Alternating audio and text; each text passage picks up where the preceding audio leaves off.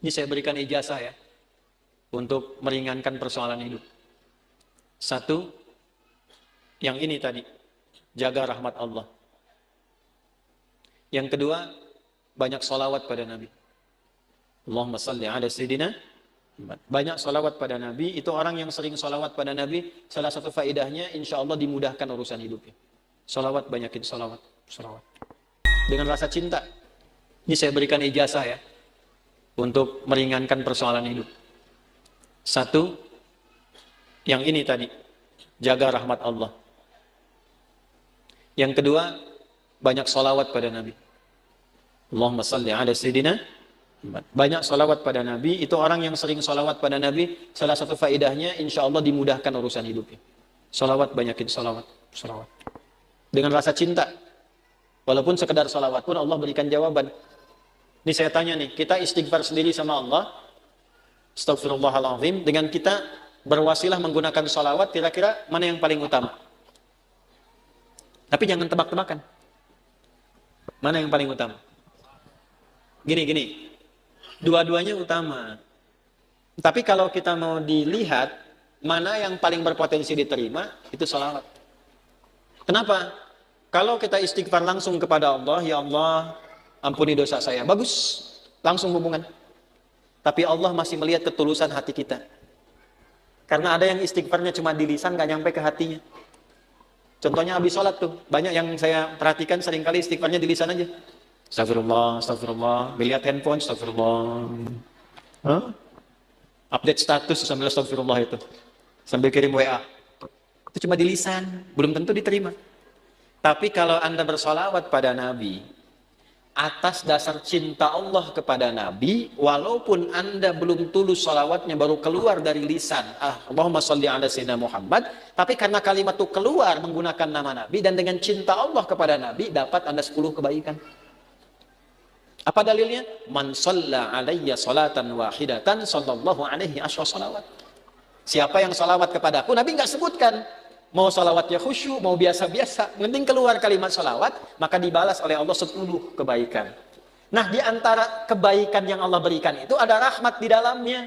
Ditemukan di mana? Di Quran surah kedua, di ayat berapa? 157. Al-Baqarah ayat 157. Bunyinya bagaimana? Ulaika alaihim sholawatun min rabbihim warahmah. Wa ulaika humul muhtadun. Ada orang-orang yang hidupnya dijamin oleh Allah mendapatkan sholawat dari Allah. Apa makna sholawat dari Allah? Pujian yang melahirkan rahmat. Tahu dari mana rahmatnya? Kalimat setelahnya berupa tafsir. Sholawatu warahmah. Apa makna rahmat di sini? Memudahkan urusan hidup. Dari mana dalilnya?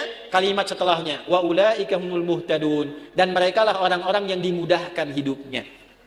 Dari mana tahunya kalau ini kemudahan hidup? Pada ayat sebelumnya, ayat 155 dan 156. Bagaimana bunyinya? وَلَنَبْلُوَنَّكُمْ بِشَيْءٍ مِنَ الْخَوْفِ وَالْجُوعِ وَنَقْصٍ مِنَ الْأَمْوَالِ وَالْأَنْفُسِ وَالثَّمَرَاتِ وَبَشِّرِ الصَّابِرِينَ الَّذِينَ إِذَا أَصَابَتْهُمْ مُصِيبَةٌ قَالُوا إِنَّا لِلَّهِ وَإِنَّا إِلَيْهِ أُولَئِكَ عَلَيْهِمْ صَلَوَاتٌ مِّن رَّبِّهِمْ وَرَحْمَةٌ wa ulaika humul muhtadun. Duhai kalian yang hidup, aku akan uji dengan berbagai ujian supaya membuat hidup kalian berkualitas, kalian lebih baik lagi. Ujian itu satu bentuknya kekhawatiran. Sekarang pun ada yang khawatir kapan Ustadz selesai ngajarnya. Walju, karena saya mulai lapar. Wa naqsi minal amwal, ongkos sudah mulai berkurang. Wal anfus, ada yang sakit, ada yang meninggal. Wa thamarat, ada yang hasil kerja kerasnya dibawa orang. Wa basyiris sabirin, berbahagialah orang sabar. Bagaimana cara sabar? Alladzina idza asabatuhum musibah, yang kalau diuji dengan masalah ini, qalu, mereka meyakinkan pada hatinya, inna lillahi wa inna ilaihi raji'un. Ini ujian dari Allah supaya membuat saya berkualitas, dan pasti Allah kasih solusinya. Bagaimana cara mendapatkan solusinya? Kalau orang-orang sudah bersikap begini, tawakal pada Allah, maka dia berburu rahmat Allah. Ulaika alaihim shalawatum min rabbihim wa rahmah. Orang sabar begini dipuji oleh Allah, diberikan rahmat. Kalau Allah sudah kasih rahmat, maka Allah berikan kemudahan untuk menyelesaikan semua masalah hidupnya. Maka orang-orang yang mempraktekkan hadis ini, ar-rahimuna, orang-orang yang berkasih sayang, mempraktekkan hidup dengan rahmat, langsung otomatis dijaga oleh Allah dengan rahmatnya ini supaya dimudahkan semua urusan hidupnya. Semakin kuat prakteknya, semakin mudah hidupnya.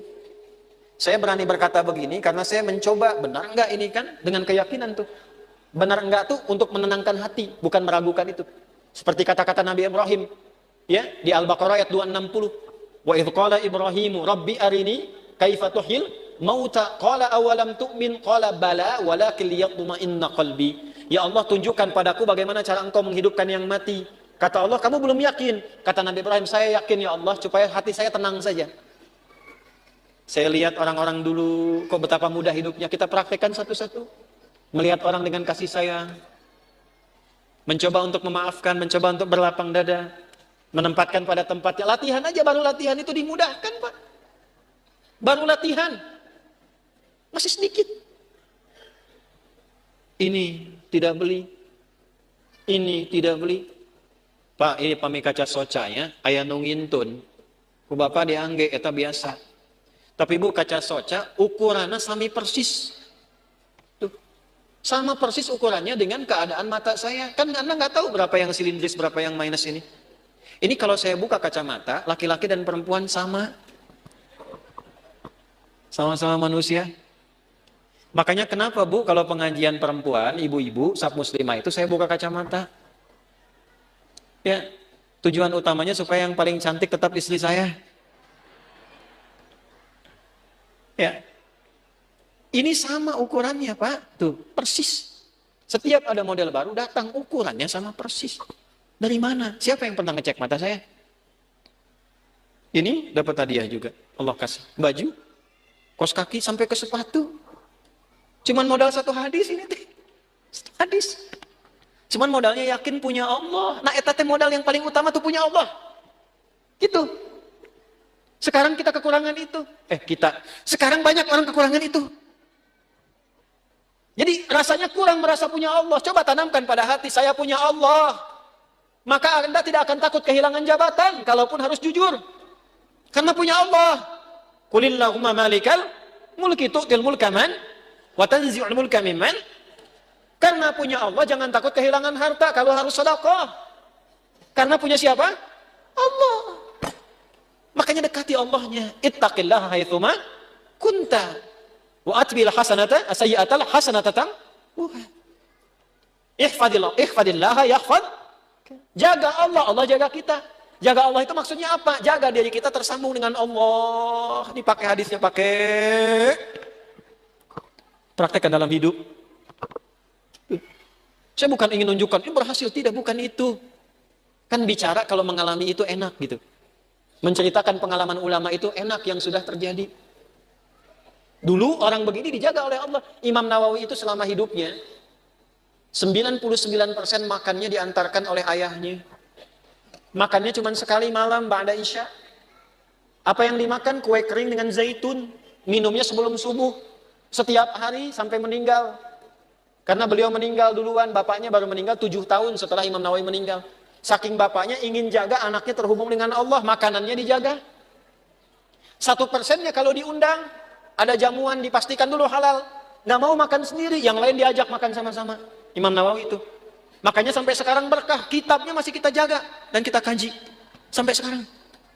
Karena apa? Menjaga hubungan dengan Allah. Ya. Nah itu yang kedua. Kalau kita benar jaga dengan Allah, melalui rahmat Allah, praktekkan hadis ini, insya Allah hidup kita pun dijaga, dimudahkan oleh Allah, sesuai dengan kadar maslahat dunia akhirat kita.